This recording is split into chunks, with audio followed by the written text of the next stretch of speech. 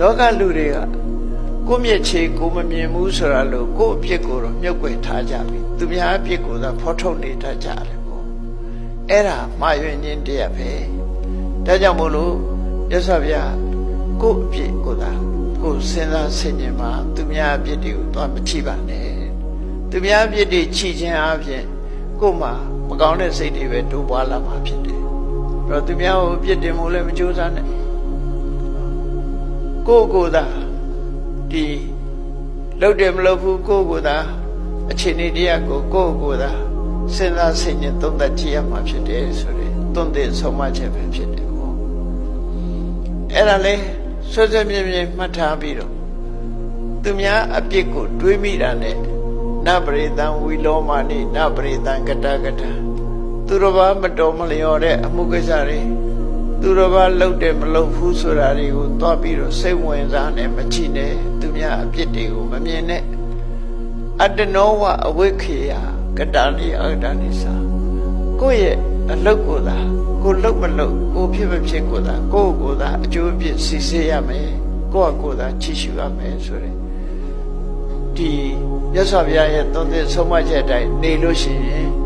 သူများကိုအပြစ်တင်ငြင်းညောင်ဖြစ်တဲ့အကုသိုလ်တွေကိုမှဖြစ်တော့ဘူးလေတချို့ကသူများတော့အပြစ်တင်လိုက်လို့ရှိရင်ထိုအပြစ်တင်ခံရတဲ့ပုဂ္ဂိုလ်ကသူတော်ကောင်းဖြစ်နေလို့ရှိရင်ကိုချိုးနေသွားကိုအပြစ်ကိုမကြည့်လို့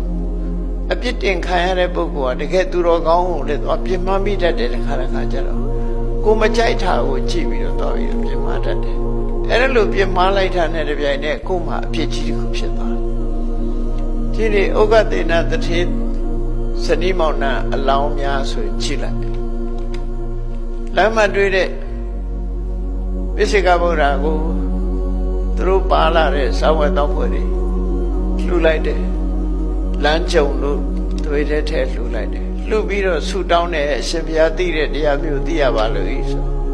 ပိစိကဗုဒ္ဓကြည့်လိုက်တော့သူတို့ဆူတော်ပြည့်မယ်ဆိုတော့ပိစိကဗုဒ္ဓကဝမ်းသာအားရပြုံးလိုက်တော့အမျိုးသမီးကစပြီးပါပြောတော့အေးဟိုကိုရောကပြုံးနေတော့အနုပညာသမားနဲ့တူတယ်အနုပညာသမားတွေကလည်းပြုံးလေးနေတတ်တဲ့ထမရဲ့တချင်းဆိုရင်ပြုံးနေကြတာဟုတ်လောက်တယ်နော်မပြုံးရင်လည်းပြုံးဆိုတာအခုခေတ်တော့အနောက်တိုင်းကဟာတွေလာဘယ်ဟာတွေတူခေါက်တဲ့သူမဲရွယ်ကြီးတွေဆိုတာလည်းတွေ့နေရတာခါတယ်တချင်းဆိုတာကြည့်မကောင်းရှိမကောင်းမဲရွယ်ပြီးတော့ခါစားတာလားဘာလားမသိပါဘူးနော်ဟိုဗမာ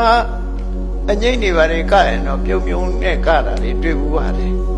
အခုအနောက်တိုင်းသချင်းတွေဆိုလို့ရှိရင်မျက်နှာကရှုံပွားပြီးတော့ခါတယ်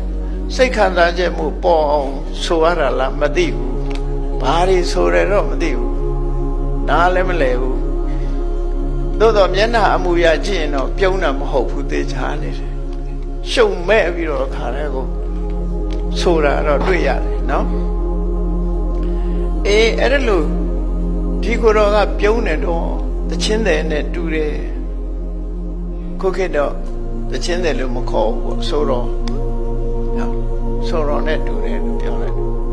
ယောက်ျားလုပ်တဲ့သူကလည်းအေးဟုတ်မှာပေါ့ကွာလို့ပြောတော့အဲ့ဒီလို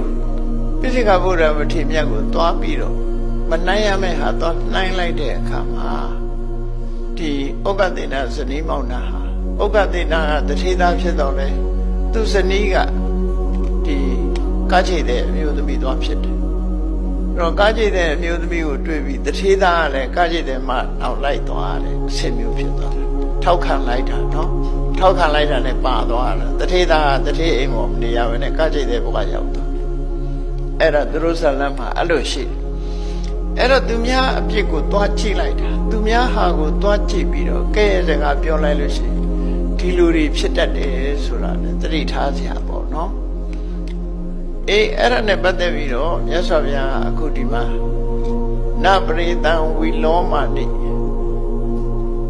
သူတစ်ပါးတွေရဲ့မတော်မလျော်တဲ့ကိစ္စတွေကိုကြည့်မနေနဲ့နပရိသံကတကတံသူတစ်ပါးတွေလှုပ်တာမလှုပ်တာမကြည့်နဲ့ဆိုလိုတာကတချို့ကတရားထုတ်တယ်ငါတို့ကတော့ဥပုံနေလဲကိုးဆောင်တယ်တို့ရထဲအားတွေတော့စောင့်မအောင်ဒီလိုအမျိုးပေါ့နော်သူများမဆောင်တာတော့ပြော